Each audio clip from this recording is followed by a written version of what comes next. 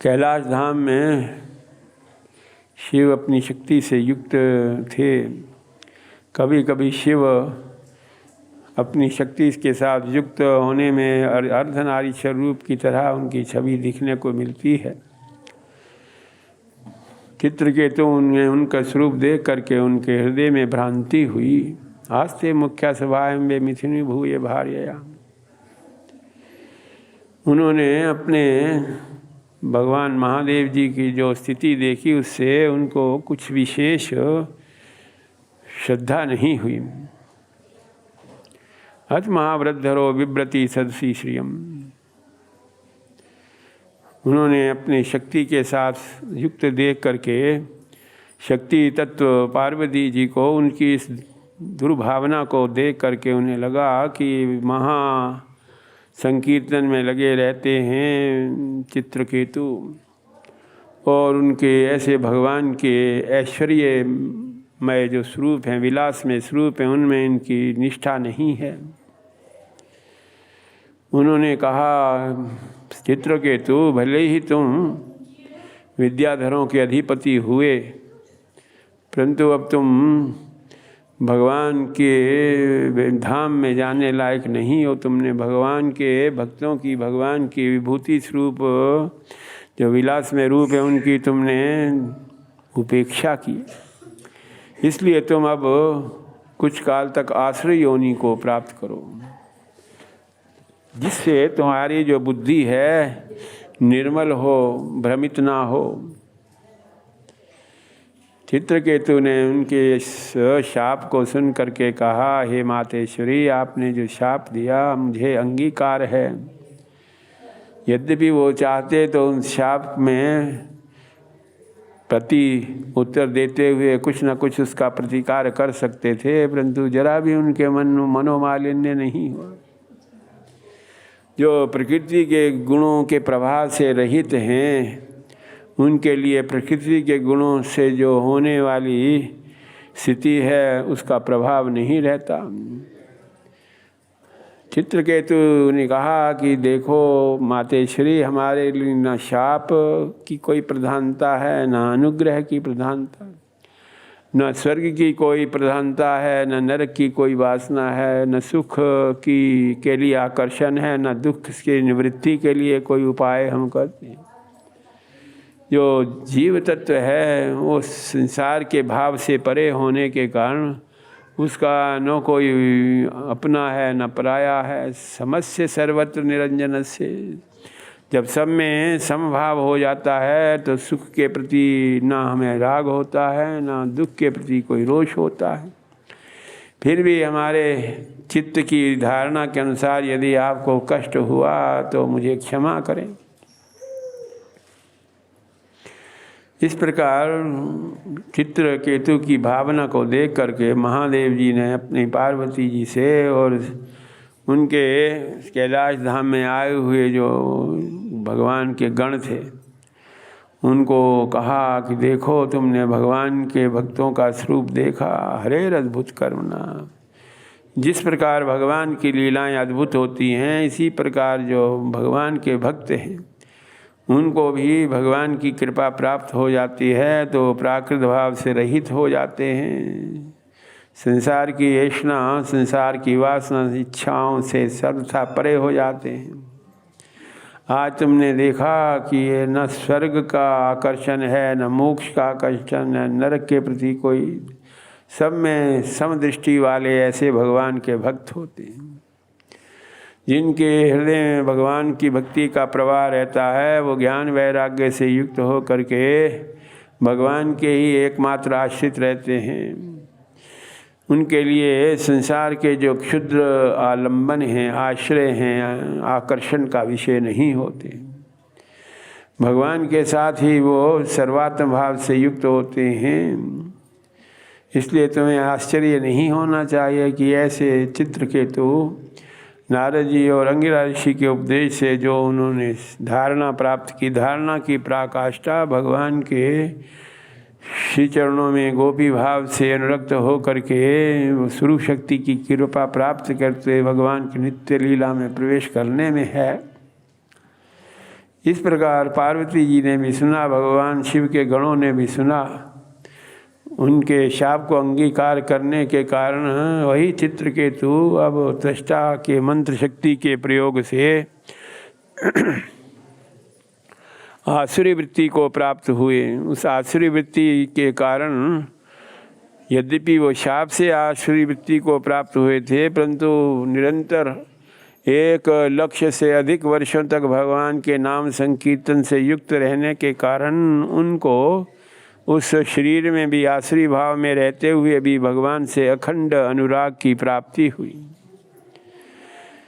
सुखदेव जी महाराज कहते हैं, ऐसे वृत्रासुर का चरित्र सुन करके हमारी जिस प्रकार भी लौकिक स्थिति हो, उस लौकिक स्थिति का प्रभाव ना हो करके हम अपने भगवान के साथ अलौकिक भाव, दिव्य भाव से युक्त होते हैं, परम गति को प्राप्त होते हैं। इतिहासम हरिम श्रुता से आती परमाम गतिम। दिति ने बहुत कल्पना की थी कि वृत्रासुर यदि विजय प्राप्त कर लेगा इंद्र से, तो कुछ समय के लिए आसुरी शक्तियों को इंद्र पद की प्राप्ति हो जाएगी, स्वर्गलोक की प्राप्ति हो जाएगी, देवलोक में अब आसुरी शक्तियों का महत्व हो जाएगा। परंतु ऐसा नहीं हो सका। उसकी जो आशा है निराशा में परिवर्तित हो गई। एक एक करके सभी आसुरी शक्तियाँ अपने बल और अपने सामर्थ्य से रहित होने के कारण उस लक्ष्य की प्राप्ति नहीं कर पाई। ऐसा सोच करके किसी समय एकांत में उन्होंने कश्यप जी के आने पर उनसे अपने हृदय की बात कही कि देवताओं के तो बार बार अपराध करने पर भी भगवान उनकी रक्षा कर लेते हैं, परंतु आसुरी शक्तियों को तो अपने बल, अपने सामर्थ्य पर ही भरोसा रहता है। और जब भगवान अपने देवताओं की तरफ होते हैं तो वृत्रासुर जैसे महान शक्तिशाली भी उनका सामना नहीं कर पाते। इसलिए ऐसी कृपा करें कि हमें ऐसे पुत्र रत्न की प्राप्ति हो जो देवलोक के अधिष्ठाता जो इंद्र है, इंद्र की प्राण शक्ति, इसकी चेतन शक्ति समाप्त करने की भावना से इतनी शक्ति और सामर्थ्य से युक्त पुत्र रत्न की प्राप्ति के लिए उन्होंने इच्छा की।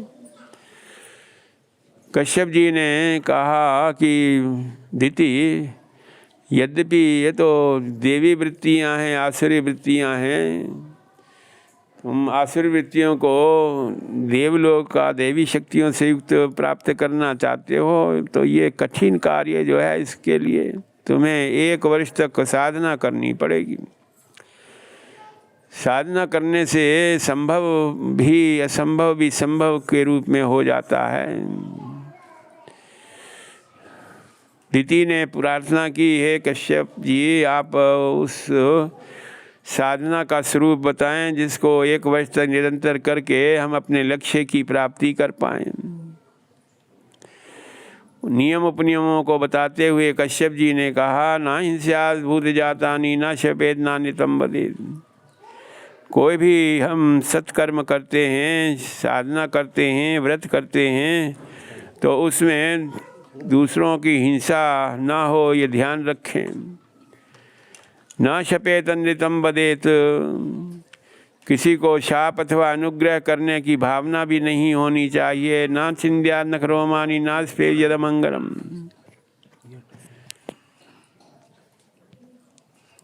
कुसंग का साथ नहीं होना चाहिए। कोई भी व्रत है उसमें उच्छिष्ट अथवा जो निषिद्ध भोजन है उसका परित्याग करना चाहिए।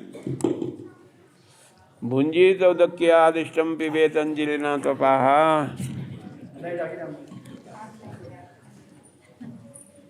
प्रतिदिन ब्रह्म मुहूर्त में उठ करके नित्य कर्म से निवृत्त हो करके शुद्ध पवित्र हो करके भगवान की आराधना करे, भगवान की पूजा करे। पूजयेत् प्राशास्त्र गोविप्र संयुतम स्त्रियं वीरवतीं चार्चेत गंधमाल्यादिमंडनैः। भगवान की प्रार्थना करें, हे भगवान आप सभी के हृदय में अंतर्यामी रूप से विद्यमान हो, हमारे हृदय में जो भावना है उसको आप पूर्ण करें। इस प्रकार 1 वर्ष तक निरंतर व्रत धारण करते हुए यदि तुम्हारा व्रत खंडित नहीं होगा तो तुम्हारी जो वासना है, कामना है, पूर्ण होगी। शक्रहा भविता सुता, इंद्र को प्राणांत करने के लिए शक्ति और सामर्थ्य वाला पुत्र तुम्हें प्राप्त होगा। इस प्रकार उन्होंने नियम पूर्वक जब व्रत किया, जो भी नियम आदि थे उनको पालन करते हुए स्वयं वन से पत्र पुष्प फल आदि को लाती, जल आदि सरोवर से, और भगवान की नियम पूर्वक पूजा करती। परंतु 1 वर्ष तक निरंतर इस प्रकार उस पूजा में प्रवृत्त रहना, उसकी परीक्षा के लिए इंद्र ब्रह्मचारी का वेश धारण करके उनकी शरण में आया और कहा, हे मातेश्वरी, इतने 7-8 मास हो गए हैं, आपको बस इतना सब कुछ लाने में दिक्कत होगी, हम ही आपकी सहायता कर दिया करें। भगवान की माया से मुग्ध होकर के वो ये नहीं जान पाई कि ये ब्रह्मचारी के रूप में मेरी सेवा के करने के लिए आए हैं। यही इंद्र हो सकते हैं जिनकी हत्या के लिए, जिनको मारने के लिए मैं ऐसे दिव्य शक्तिशाली पुत्र के लिए तप कर रही हूँ। परंतु इंद्र उसके व्रत में कोई दोष हो ये देखने के लिए ही और अपना कार्य सिद्ध करने के लिए उनकी सेवा में रत रहे। जब उन्होंने उत्तरोत्तर समय नज़दीक आने पर भी कोई उसके व्रत में दोष नहीं देखा, खंडित होते नहीं देखा, तो बड़ी चिंता होने लगी। चिंताम तीव्राम गता चक्रा के निमेशा शिवा, कैसे मेरा कल्याण होगा, कैसे मेरे प्राणों की रक्षा होगी। इस प्रकार गहन चिंता में किसी दिन उन्होंने देखा कि संध्या के समय उच्छिष्ट वस्तु का सेवन करती हुई, जो बताया था कि सोने से पहले शुद्ध पवित्र होकर के भगवान का स्मरण करते हुए विश्राम करना, आज वो झूठे मोही सो करके इसमें व्रत में खंडित होने की स्थिति देखी इंद्र ने। जब व्रत ही खंडित हो गया तो उसकी पूर्ति तो कैसे होगी, इसलिए इंद्र ने उनके उदरस्थ जो शिशु थे उस शिशु को 7 खंड किए अपने वज्र के प्रभाव से। 7 खंडों में व्यक्त होने के बाद भी उनकी पूजा से, उनके व्रत के प्रभाव से उनकी चेतन शक्ति लुप्त नहीं हो पाई। वो इस प्रकार अपने साथ उदर में विद्यमान इंद्र को देख कर कहने लगे कि तुम तो हमारे भाई की तरह हो, हमारी मातेश्वरी के उदर में तुम्हारी भी स्थिति है, इसलिए हमारी रक्षा करो तुम। उन्होंने आश्चर्यपूर्वक देख करके एक एक बालक के पुनः 7-7 खंड किए। 49 भागों में विभक्त होने पर भी उनको यही प्रार्थना करने का अवसर रहा, उनकी चेतन शक्ति लुप्त नहीं कर पाए इंद्र।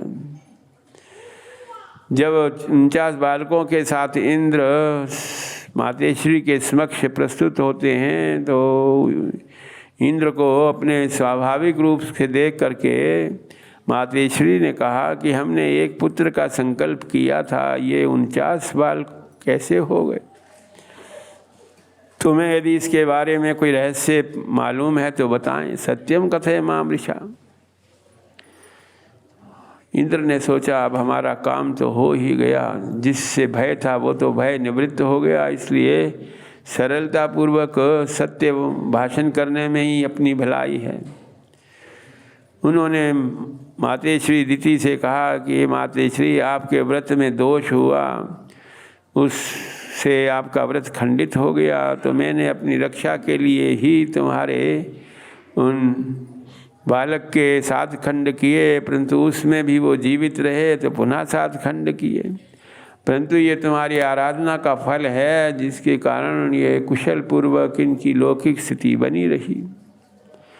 हे मातेश्वरी मेरे अपराध को क्षमा करें। क्षंतुम हर्षि मातस्तम दृष्टिया गर्भो मिथोत्थिताः। राजा परीक्षित सोचते हैं कि ऐसे उस व्रत का प्रभाव है जो कश्यप जी ने तिथि को उपदेश किया था। यही व्रत जो है किसी समय ब्रह्मा जी ने ही अपने सृष्टि के संचालन के लिए ही कश्यप जी को इसका उपदेश किया।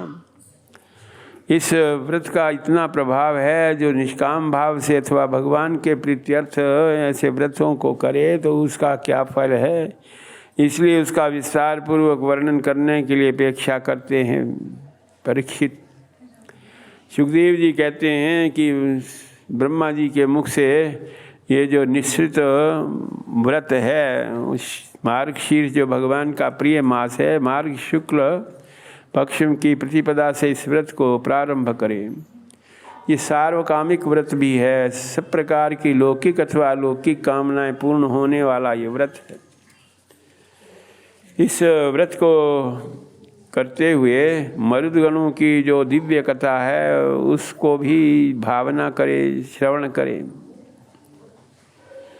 प्रतिदिन ब्रह्म मुहूर्त में उठ करके अपने नित्य कर्मों से निवृत्त हो करके भगवान महाविष्णु और उनकी शक्ति महालक्ष्मी की पूजा करे, प्रार्थना करे, हे भगवान आप तो सर्वथा निरपेक्ष हैं, पूर्ण काम हैं, अनंत कोटि विभूतियों के अधिपति हैं, सब प्रकार से अपने भक्तों की कामना पूर्ण करने वाले हैं, हम भी आपकी शरण में हैं, आप हम पर कृपा करें। इसी प्रकार महालक्ष्मी की भी आराधना करते हुए पूजा करके उनकी प्रार्थना करे, विष्णु पत्नी महामाये महापुरुष लक्षणे, महापुरुषों के सन्निधि में रहने वाली हे महालक्ष्मी, आप महामाया स्वरूपा हो, योग माया स्वरूपा हो, हम पर प्रसन्न हो, आपको हमारा नमस्कार है। इस प्रकार प्रतिदिन नियम पूर्वक भगवान के पंचोपचार अथवा षोडशोपचार भगवान की पूजा करे। संभव हो तो प्रतिदिन अग्नि में ओम नमो भगवते महापुरुषाय महाविभूपते स्वाहा इस मंत्र से अग्नि में 12 आहुति प्रतिदिन दे। भक्ति पूर्वक नियम पूर्वक यदि इस व्रत को करे, प्रणमे दंडवद भूमो भक्ति प्रभेन चेतसा, इस प्रकार भगवान की पूजा अथवा मंत्र से हवन आदि करके भगवान के मंत्र का जाप करे, भगवान का नाम संकीर्तन करे। नाम रूपे भगवती ही प्रत्यय स्ववधाश्रया, भगवान के इस प्रकार स्तुति करते हुए, स्तोत्र का पाठ करते हुए भक्तिपूर्वक इस नियम को 1 वर्ष तक निरंतर करता रहे। इससे जिसकी जो लौकिक कामना है वो भी पूर्ण हो जाती है। जो निष्काम भाव से इस व्रत को करते हैं तो उनकी जो चित्त वृत्तियाँ हैं, जो अंतःकरण को दूषित करने वाली वृत्तियाँ हैं, उससे रहित हो करके भागवत धर्मों से युक्त हो करके अपने भगवान के साथ उसका नित्य संबंध होता है। भगवान के प्रसन्न होने पर जिन कामनाओं को देने में भगवान जीव का हित देखते हैं, उन्हीं कामनाओं को देते हैं। इस व्रत का जो दिव्य प्रभाव है, इसीलिए सार्वकामिक व्रत है।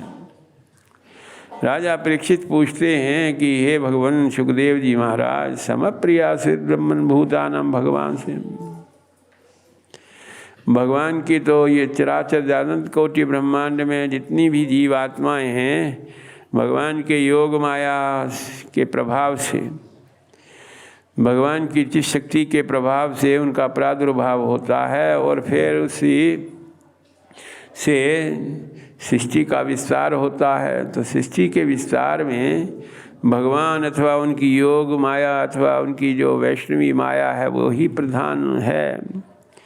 जब भगवान के संकल्प से सृष्टि होती है, भगवान की दृष्टि से ही सृष्टि होती है, तो देवताओं पर विशेष अनुराग होना, इंद्र पर विशेष अनुराग होना और असुरों पर देश भाव होना, ये कहाँ तक उचित है। सुखदेव जी ने कहा कि तुम भगवान के स्वभाव को भगवान की लीला का रहस्य जानने की इच्छा कर रहे हो, ये भगवान की भक्ति को बढ़ाने वाला है। भगवान के स्वरूप, भगवान की लीला का रहस्य समझने के लिए भगवान को नमस्कार करते हुए कथिष्ये हरे कथा, भगवान की इस लीला का रहस्य तुम्हें बताते हैं। संसार में जो प्राकृत भाव है उसमें सत्व गुण, रजोगुण, तमोगुण हैं। उन्हीं के कारण जब जीव में सत्व प्रधान होते हैं, कोई जीव रजोगुण प्रधान होते हैं, कोई जीव तमोगुण प्रधान होते हैं, उन्हीं से इसी प्रकार सृष्टि का विस्तार होता है। जो देवी प्रकृति के जीव हैं वो सत्वगुण प्रधान होते हैं, असुर जो हैं रजोगुण प्रधान होते हैं, और यक्ष राक्षस आदि तमोगुण प्रधान होते हैं। भगवान की इस सृष्टि में सभी जीव अपने अपने स्वभाव के अनुसार अपने लोक वासनाओं में रहते हैं।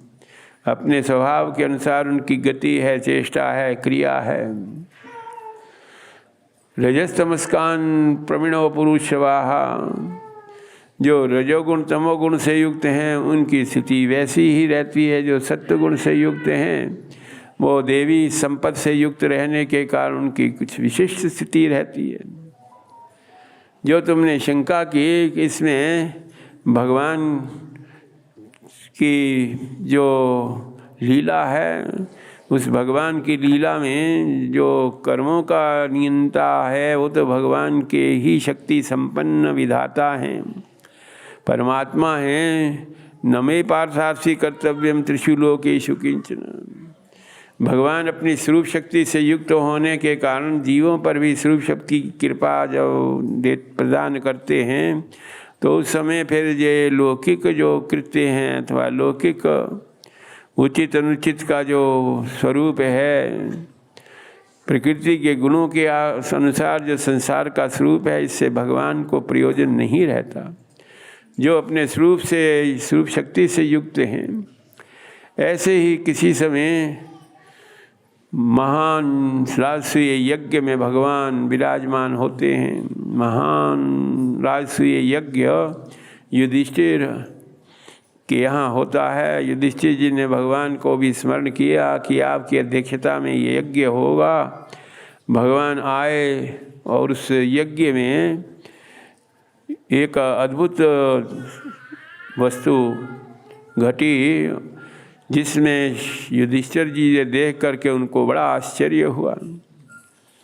जब भगवान को प्रतिष्ठापित किया गया, प्रधान आसन में विराजमान किया गया, तो उनको ये इस उत्कर्ष को देख करके शिशुपाल ने नाना प्रकार के अपशब्दों का प्रयोग करते हुए भगवान की निंदा में व्रत हुआ।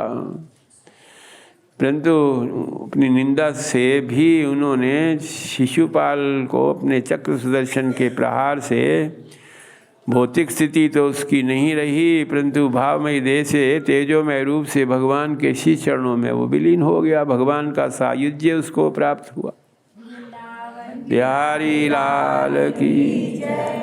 युधिष्ठिर जी ने उस समय, नारद जी भी विराजमान थे, भगवान की लीला का रहस्य जानने वाले थे। उन्होंने कहा कि नारद जी, इस रहस्य को आप अच्छी तरह जान सकते हैं। कहाँ इन्होंने अपशब्दों का प्रयोग किया। शिशुपाल ने द्वेष से उसकी भगवान के प्रति आसक्ति थी। भगवान का चिंतन वो द्वेष पूर्वक करता है, फिर भी उसको परम तत्व श्री कृष्ण तत्व की प्राप्ति होगी। किसी समय निंदा करने से, महापुरुषों की निंदा करने से, देवताओं की निंदा करने से वेन को द्विजगणों ने, ब्राह्मणों ने, आचार्यों ने, ऋषियों ने अथर्ववेद के मंत्रों के द्वारा उसकी भौतिक लीला समाप्त की। परंतु ये अपशब्दों का प्रयोग करते हुए भगवान को प्राप्त हुआ। दंतवक्त्रश्च दुर्मति। सब के बीच में देखते देखते उसकी हृदय से विलक्षण ज्योति निकल करके भगवान के चरणों में विलीन हो गई। इसका क्या रहस्य है? ब्रूहि अद्भुततमं भगवान तत्र कारणम।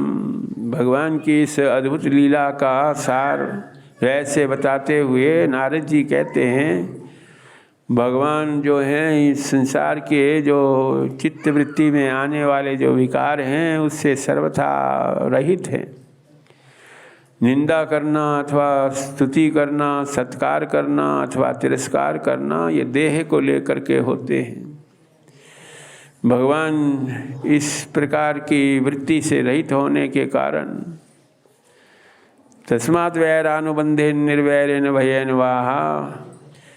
और एक विशेष भगवान की लीला का गुण है कि किसी भी तरह जीव भगवान के चिंतन करे, उस चिंतन में चाहे राग से करे, चाहे द्वेष से करे, चाहे वैर से करे, चाहे मैत्री वैर से करे, चाहे भय से करे, चाहे स्नेह से करे, भगवान की दृष्टि में ये जो वृत्तियां हैं, चित्त की वृत्तियां हैं, जब चित्त शक्ति की कृपा से उन चित्त की वृत्तियों में भगवान ही परम आश्रय हैं, भगवान के निमित्त ही उन चित्त वृत्तियों का प्रयोग किया जाता है, चाहे वो दूषित चित्त वृत्तियाँ हैं, अंतःकरण को दूषित करने वाली वृत्तियाँ हों, परंतु वो भगवान के लिए प्रयुक्त होती हैं, तो उसमें भगवान भेद नहीं देखते। चित्त शक्ति की कृपा से वो वृत्तियाँ जो हैं भगवान के भक्ति की कोटि में आ जाती हैं। इसीलिए भक्ति का जो स्वरूप है, अंतःकरण की जो वृत्तियां हैं, अंतःकरण को लेकर के जो वृत्तियां होती हैं, बुद्धि को लेकर के वृत्तियां होती हैं, अहंकार को लेकर के जो वृत्तियां होती हैं, उसमें कहीं ना कहीं संसार का भाव है। वो संसार के भाव को लेकर के वृत्तियां होती हैं, परंतु वही वृत्तियां यदि भगवान के लिए होती हैं तो भगवान फिर उसमें भेद नहीं देखते। इसलिए चाहे वैर से हो, हमारी चित्त की वृत्ति भगवान में इतनी तल्लीन हो कि भगवान के अतिरिक्त और कहीं हमारी दृष्टि ना जाए। इसलिए कभी कभी ऐसा भी होता है कि इस प्रकार की वृत्तियों में भगवान के प्रति हम चिंतन करते हैं, द्वेष भाव से युक्त होते हैं, तो उसमें तन्मयता की प्राप्ति हो जाती। इतना हमारा जो चित्त है भगवान में तन्मय हो जाता है कि दिन रात स्वप्न जागृत सभी कालों में भगवान ही भगवान सूझते हैं। इसीलिए कभी कभी जो भक्ति योग से युक्त होकर के श्रद्धापूर्वक भगवान का चिंतन करते हैं, उसमें सातत्य नहीं होता, निरंतर भाव नहीं हो पाता। जिस प्रकार एक साधारण कीट भी दूसरे कीट को बार बार उसके चारों तरफ मंडरा करके उसको अपना ही स्वरूप बना देता है, ऐसा ही स्वरूप चित्त की उन वृत्तियों से बन जाता है। इसीलिए भगवान कहते हैं, कामना पूर्वक, द्वेष पूर्वक, भय पूर्वक, स्नेह पूर्वक किसी तरह भी भगवान में हमें तन्मयता की प्राप्ति हो, उससे भागवती गति की प्राप्ति हो जाती है। गोपिकाओं के हृदय में प्राकृत काम था, कंस के हृदय में भय की वृत्ति थी, शिशुपाल आदि के हृदय में द्वेष की वृत्ति थी, वृष्णिवंशी भगवान को संबंधी मानते थे। स्नेहादि यूयम, युधिष्ठिर जी को नारद जी कहते हैं तुम्हें भगवान में स्नेह है, और अपने लिए नारद जी कहते हैं हम भगवान के भाव योग से युक्त होकर के भगवान को समर्पित होती हैं। इसलिए केनाप्य उपाय ने, कोई भी उपाय हो, कोई भी साधना हो, भगवान में हमारा चित्त निमग्न होना चाहिए, प्रविष्ट रहना चाहिए। और वैसे भी ये जो शिशुपाल और दंतवक्त्र हैं, भगवान के पार्षद ही थे जय विजय के रूप में, जिनको सनक सनंदन सनातन सनत कुमार ने शाप दिया, जिसके कारण आसुरी भाव को प्राप्त हुए।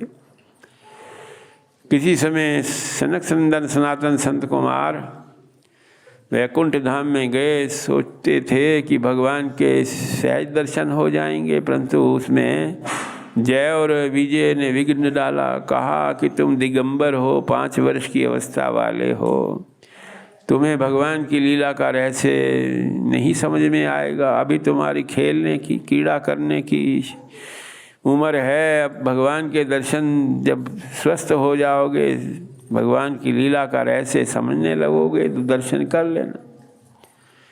जो सृष्टि के आदि में होने वाले ब्रह्मा के मानस पुत्र हैं, उनकी इस प्रकार उपेक्षा देख करके जय विजय को उन्होंने शाप दिया कि तुम्हें आसुरी योनि को प्राप्त हो, तुम भगवान के धाम में सेवा के लायक नहीं हो। भगवान के धाम में तो अमानी मान देन कीर्तनियों सुधारी, स्वयं मान रहित होकर के दूसरे को मान देना चाहिए, अहंकार रहित होकर के भगवान की सेवा में प्रवृत्त होना चाहिए। तुम ऐसा नहीं कर पाए तो अब 3 बार उनको इसी प्रकार जन्म लेना पड़ा। पहले हिरण्यकशिपु और हिरण्याक्ष के रूप में, दूसरे जन्म में रावण और कुंभकर्ण के रूप में। ये उनका तीसरा जन्म था। नारद जी युधिष्ठिर को कहते हैं ये शिशुपाल और दंतवक्त के रूप में। प्रत्येक जन्म में, आसुरी जन्मों में भगवान से द्वेष ही करते रहे। वैरानुबंध तीव्र न ध्यान सात्मताम, इस प्रकार वैर से भी भगवान का ध्यान करते करते अब ये पूर्वत भगवान के पार्षद रूप को प्राप्त कर रहे हैं। तो जो परीक्षित की शंका थी कि असुरों से, आसुरी शक्तियों से भगवान को उतना प्रेम नहीं होता, उसका निराकरण करते हुए युधिष्ठिर जी को नारद जी बताते हैं। जब युधिष्ठिर जी ने सुना कि हिरण्याक्ष और हिरण्यकशिपु ये पहला जन्म था, उसमें हिरण्याक्ष का तो वराह भगवान ने उद्धार किया, परंतु हिरण्यकशिपु में ऐसी कौन सी बात थी जो अपने प्रिय बालक प्रहलाद जी से ही वो द्वेष करने लगे। नारद जी कहते हैं कि जब भगवान वराह ने उनके भाई हिरण्याक्ष का संहार किया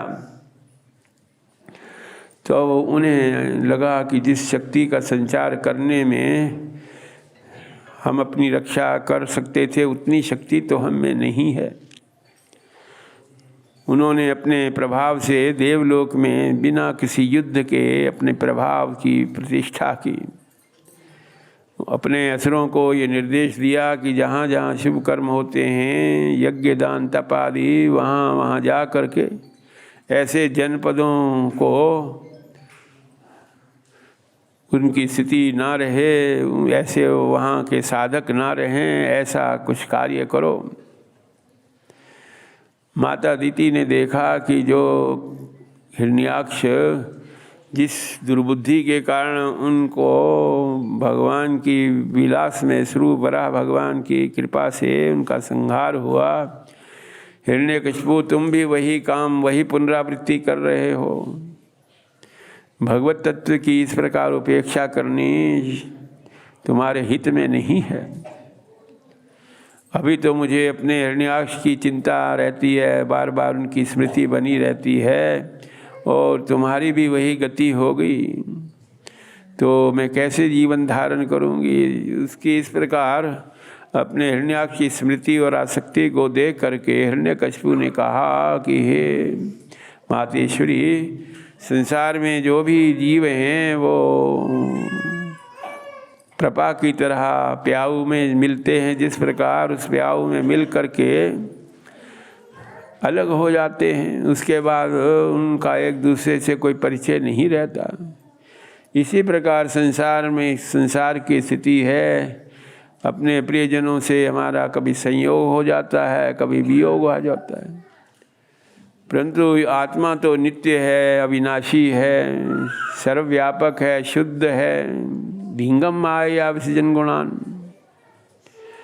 जीव अपने प्रिय और अप्रिय का संयोग वियोग करते हुए संसार के कर्मों में उसका संसरण होता रहता है। जब तक हम संसार का स्वरूप नहीं जानते, जीव का स्वरूप नहीं जानते, तभी तक हमें इस प्रकार के अविवेक के कारण चिंता बनी रहती है। यम और बंधु बांधवों का संवाद के रूप में तुम्हें एक उपाख्यान बताते हैं कि तुम्हारी तरह ही किसी समय ऐसे उशीनर देश के राजा सुयज्ञ हुए, उनको समीपस्थ राजाओं के द्वारा वध किए जाने पर उनके जो आश्रित उनकी राजपत्नियां थी, उनको शोक से युक्त होते देख करके इतने शोकाकुल हुए कि उनको यही संभावना रही कि हो सकता है चेतन शक्ति पुनः जागृत हो जाए। उनको इस प्रकार विलाप करते देख करके सूर्यास्त हो गया। यमराज ने ब्रह्मचारी का वेश धारण करके, पंचवर्षीय ब्रह्मचारी, और जा करके वहाँ उनको रुदन करते देख करके कहते हैं कि तुम इस प्रकार सभी जानकार होते हुए भी, ज्ञान विज्ञान से युक्त होते हुए भी इस प्रकार मूर्खता कर रहे हो, जिसमें चेतन शक्ति अब नहीं रही, जीव अपने स्वरूप में स्थित हो गया। उनके लिए कब तक तुम इस प्रकार रुदन करते रहोगे? जब रक्षा के लिए तुम सोचते हो कि उसके द्वारा हमारी रक्षा होती थी, अब कौन रक्षा करेगा? परंतु रक्षा करने वाले तो भगवान हैं। भगवान के शरणागति तत्व में जब भगवान से ही हम रक्षा की पास कामना करते हैं, रक्षा का भार भगवान को ही वर्ण करने के लिए समर्पित करते हैं, तो हमारी रक्षा होती है। भगवान से रक्षित होने पर चाहे कितने कठिन से कठिन संकट में रहते हुए भी हमारी रक्षा हो जाती है। और भगवान को रक्षा अभिष्ट नहीं है तो सब प्रकार से सुरक्षित होते हुए भी गृहे स्थितम तद विहितम विनश्यति, हमारी भौतिक स्थिति नहीं रहती। संसार में जो कुछ भी है वो केवल अज्ञान के कारण ही, देह में आत्मबुद्धि होने के कारण ही होता है। जिस प्रकार आकाश तत्व सर्वव्यापक है, कहीं वो आसक्त नहीं होता, इसी प्रकार तुम्हारी भी स्थिति है। सुयज्ञ जो तुम्हारे हैं, जिनके कारण तुम अपने विवेक को भूल रहे हो, वो अपने स्वरूप में स्थित हो गया है। इसलिए तुम भी पशु पक्षियों की तरह शोक कर रहे हो। जिस प्रकार कोई शिकारी, जो कबूतर और कबूतरी अपने आनंद में रहते थे, अपने शिशुओं के लिए दिन भर आहार के लिए दाने चुग करके लाते थे, उनको देते थे, उनको भी प्रसन्नता होती थी। उनके चोंच को खोल करके उनके मुख में दाना डालते थे। परंतु किसी समय किसी शिकारी ने उनकी जो कबूतरी थी वो जाल में फंस गई शिकारी के। कबूतर ने कहा, आकर के सोचा कि अब इन शिशुओं की कौन रक्षा करेगा। ये सोचते सोचते ही वो भी उसी प्रकार उस शिकारी के जाल में बंद करके अपनी लौकिक स्थिति उसकी समाप्त हो जाती है। यमराज ने उन सुयज्ञ के संबंधी बंधु बांधवों को कहा कि तुम चाहे कितना भी इसके लिए शोक करते रहो, परंतु अब इनकी प्राप्ति तुम्हें होने वाली नहीं है। पतिम वर्ष शतैरपि। हिरण्यकशिपु ने भी अपनी दिति को समझाया कि जिस प्रकार यमराज का जो बालक के रूप में उनको उपदेश था, वो तुम्हारे लिए भी सार्थक है। जो आत्मा है उसमें अपने और पराये का भेद नहीं होता। जो अपने पराये का भेद करते हैं वो अज्ञान के आवरण के कारण ही होता है। इसलिए तुम्हारे हिरण्याक्ष तो अपने स्वरूप में स्थित हो गए, इसलिए उनके लिए शोक करना उचित नहीं। अपने हिरण्यकशिपु की बात सुन करके उन्हें भगवान के प्रति भाव हुआ। परम तत्व के रूप में भगवान ही श्री कृष्ण ही हैं। उनके चिंतन करने से, चित्त शक्ति की कृपा से हमारा जो राग है, मोह है, अविद्या का आवरण है, निवृत्त हो जाता है। कुछ उसको शांति तो प्राप्त हुई। परंतु हिरण्यकशिपु को ये लगा कि जिस शक्ति से युक्त हो करके हम अपना अभीष्ट कार्य सिद्ध कर सकते हैं, उतनी शक्ति हम में नहीं है। उस शक्ति का संचार करने के लिए उन्होंने मंदराचल पर्वत पर जा कर के तपस्या की। मंदराचल पर्वत ने वो आकाश की ओर त्राटक दृष्टि से देखते हुए और अपने चरणों के अंगूठे के बल पर रह करके स्थित हो करके निरंतर साधना करते रहे। उनके साधना का ऐसा प्रभाव हुआ कि तेन तप्ता दिवं त्यक्त्वा ब्रह्मलोकम पुरासुरा, उनसे अग्नि की ज्वाला की तरह देवलोक के देवता ब्रह्मा जी की शरण में जा कर के प्रार्थना करते हैं, हे भगवान अभी तो इनकी साधना पूर्ण नहीं हुई, उसकी साधना से ही इतना दुष्प्रभाव हो रहा है, प्रकृति में विकार हो रहा है, जगह जगह अग्नि की ज्वाला के प्रभाव से युक्त होने की स्थिति हो रही है। विलक्ष्य विस्मितम प्राह प्रहसन हंस वाहना, इसलिए किसी तरह उसको अपनी तपस्या से विरत करें। ब्रह्मा जी ने आशीर्वाद दे करके देवताओं को प्रेषित किया और जा कर के उसकी तपस्थली में वहाँ देखते हैं, वहाँ तो कुछ स्थिति नहीं है उसकी, चारों ओर मृत्तिका से युक्त होकर के उसका शरीर केवल अस्थि मात्र ही रह गया है। उस अस्थि मात्र में भी प्राणों का संचार हो रहा है तप के प्रभाव से। देख करके कहा, हिरण्यकशिपु उठो, देखो मैं तुम्हारे लिए वरदान देने के लिए आया हूँ। ब्रियताम इप्सितो वरः, परंतु जहाँ केवल अस्थि मात्र है उसकी पूर्व स्थिति करने के लिए भगवान ब्रह्मा जी ने अपने कमंडलू के दिव्य जल की छिड़काव से धीरे धीरे उसकी चेतन शक्ति पुनः जागृत हुई और अपनी चेतन शक्ति जागृत करने के प्रभाव से उन्होंने भगवान ब्रह्मा जी की स्तुति करते हुए, प्रार्थना करते हुए हर्षाश्रु पुलकोद्भेदो गिरा गदगदया गृणा, प्रसन्न होकर के अश्रुपूरित नेत्रों से रोम रोम पुलकित हुआ। आज हमारी तपस्या सफल होने जा रही है, ब्रह्मा जी स्वयं आकर के हमें वरदान के लिए आदेश दे रहे हैं।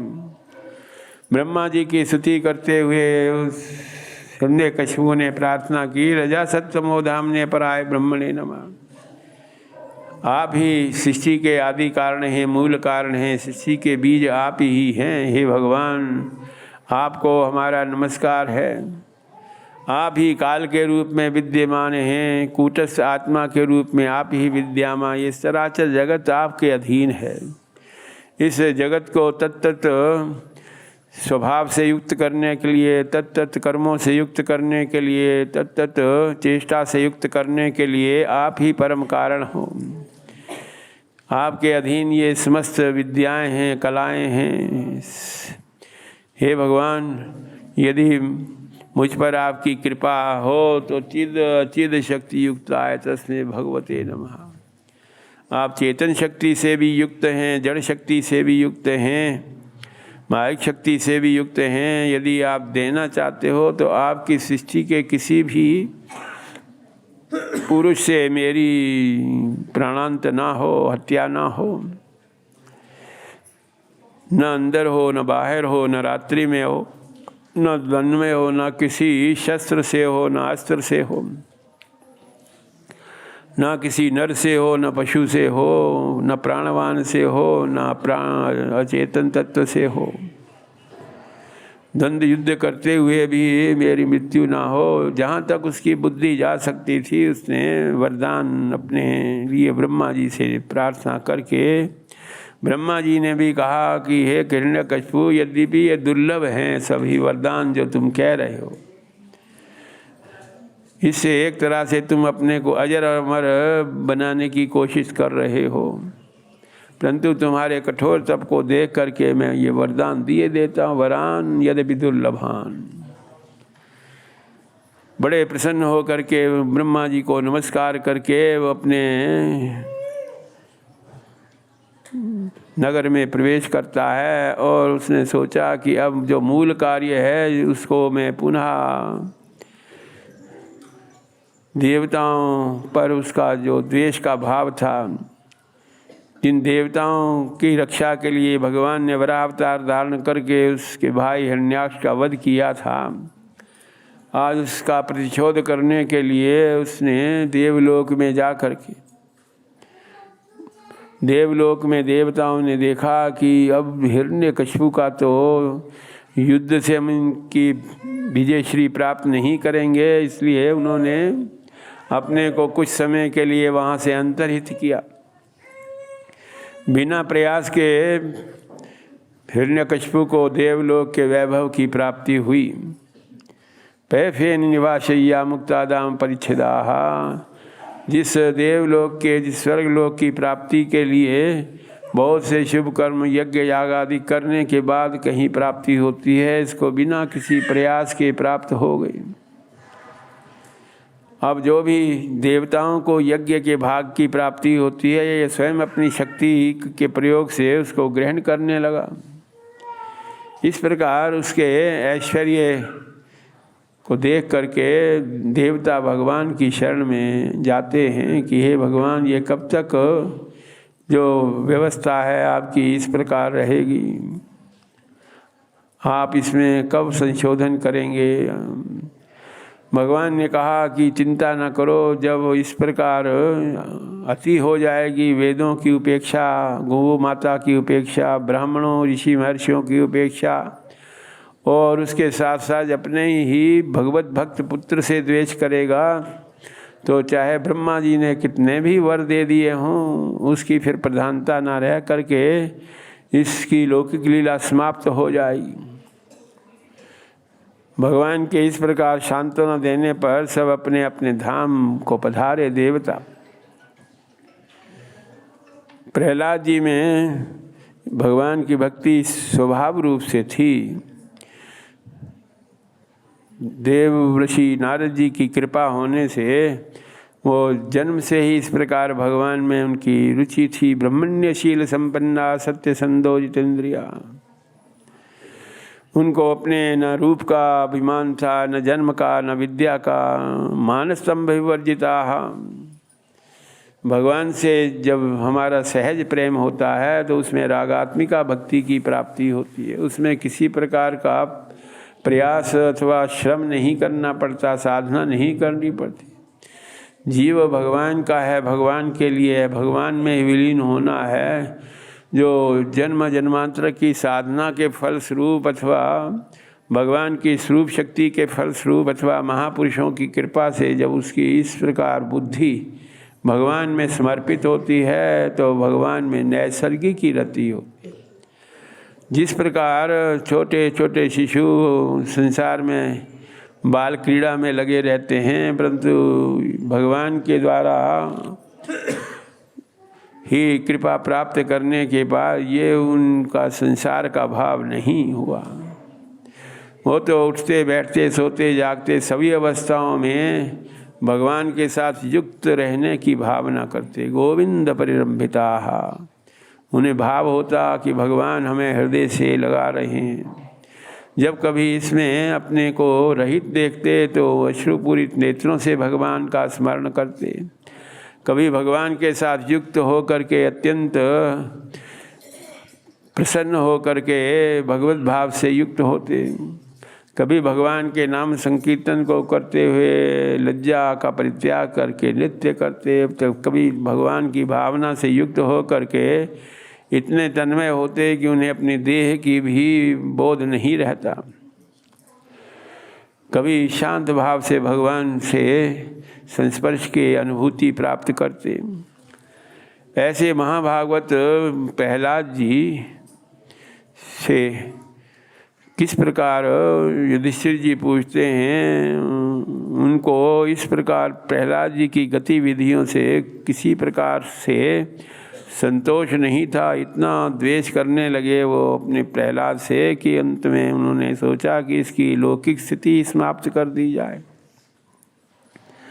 उसकी इस गतिविधि को देख करके कुछ हिरण्यकशिपु के स्वजनों परिजनों ने कहा कि अभी अवस्था छोटी है, कुछ कोई ऐसी शक्ति का प्रभाव हो जाता होगा जो इस प्रकार प्रतिकूल आचरण करते हैं। कभी हंसते हैं, कभी रोते हैं, कभी नृत्य करते हैं।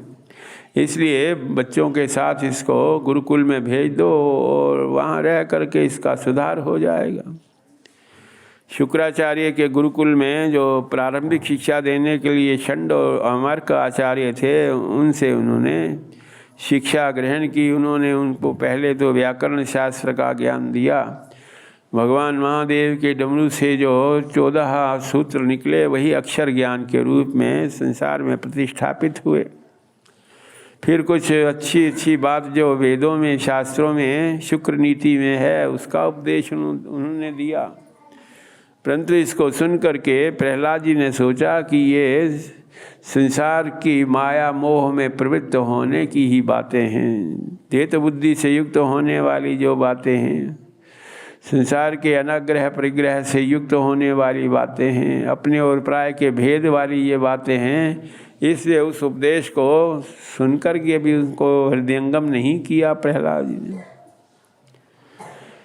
किसी समय हिरण्यकशिपु ने संदेश भेजा गुरुकुल में कि प्रहलाद जी को प्रस्तुत करो। प्रस्तुत किया गया, हृदय से लगा कर के पूछने लगे, कहो प्रहलाद जी, इतने समय तुम गुरुकुल में रहे, क्या तुमने अच्छी बात सीखी अब तक? प्रहलाद जी ने कहा, हे पिताश्री, मुझे लगता है कि जो संसार के अनित्य अथवा मायिक जगत में आकर्षित रहते हैं, जिनकी बुद्धि सदा भ्रमित रहती है, अपनी बुद्धि को निर्मल करने के लिए भगवान के लीला विहार क्षेत्र में वास करते हुए भगवान का परम आश्रय प्राप्त करें। सुन करके उसने हिरण्यकशिपु ने आचार्यों को कहा कि यही तुमने सिखाया। लगता है तुम्हारे गुरुकुल में कुछ विष्णु के गण अथवा पार्षद वास करके इनको इस प्रकार की बुद्धि दे रहे होंगे।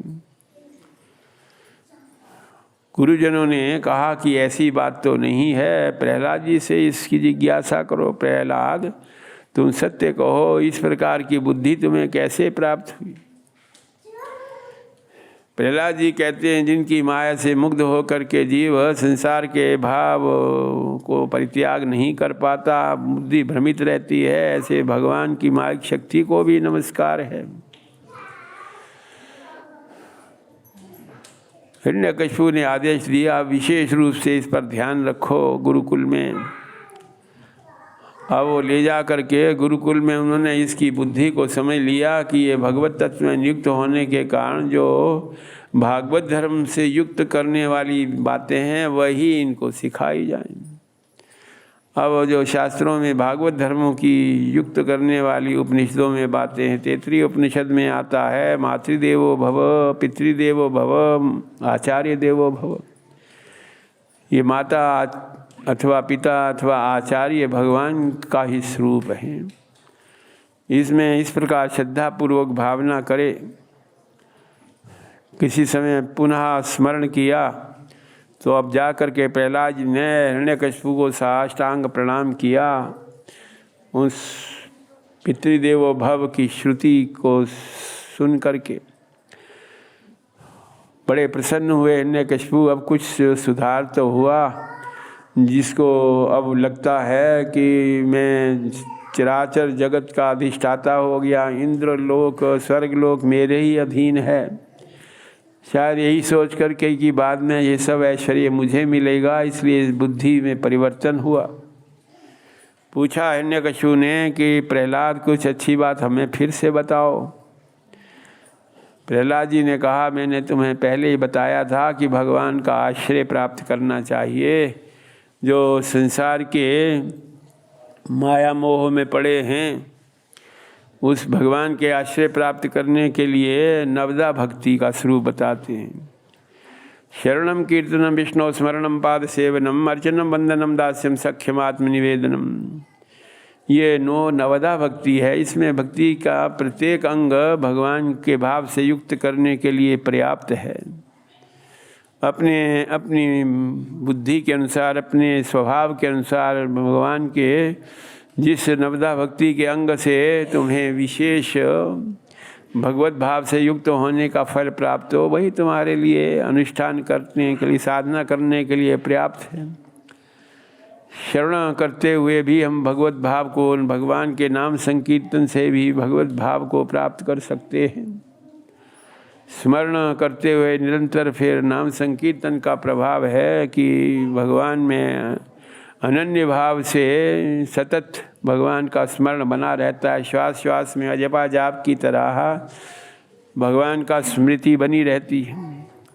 भगवान की पूजा, ये चराचर जगत, ये अपने पंच महाभूत इंद्रिय अथवा शरीर मन प्राण, ये भगवान के द्वारा संपादित है। शिव शक्ति से युक्त होकर के भगवान की पूजा, ये प्रत्येक हमारे कर्म जो हैं भगवान की पूजा में परिणत हों।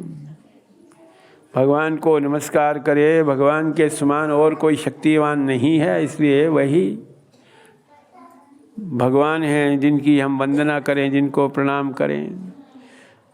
दास्य भाव, कैंकर्य भाव अथवा सखा भाव से भगवान से ममत्व मूलक संबंध हमारा रहे। और नवदा भक्ति का जो अंतिम अंग है वो आत्मनिवेदन है। आत्मनिवेदन में भगवान को हम अपने भार का निवेदन करते हैं, अपने कर्मों का निवेदन करते हैं, अपने फल का निवेदन करते हैं। इस प्रकार कर्मों से होने वाली जो गति है उससे हम रहित हो जाते हैं। फलाकांक्षा से रहित होकर के जो हम भगवान को उन फलों का भी समर्पण करते हैं तो उसमें फिर लौकिक भाव में, लौकिक दृष्टि में फिर हमारा कोई भाव विशेष नहीं रहता। मायिक जगत से रहित होकर के भगवान को आत्मनिवेदन करते हुए हम अपने जो जीव भाव है उसको भगवत भाव में युक्त करते। जो इन नवदा भक्ति में एक अंग भी अनुपालन कर लेता है तो हमारी दृष्टि में उसने जीवन का जो पाठ है वो पूर्ण कर लिया। सुन करके एक बार फिर क्रोध से युक्त होकर के हिरण्यकशिपु कहते हैं कि गुरुजनों, क्या तुमने इसको सिखाया? गुरुजन कहते हैं कि हमने कोई ऐसी बात नहीं सिखाई, ये तो सहज रूप से इसको भगवत तत्व में अनुराग है। प्रहलाद से पूछा कि तुम गुरुकुल में ये सब नहीं सीखा तो कहाँ से ये बात सीखी?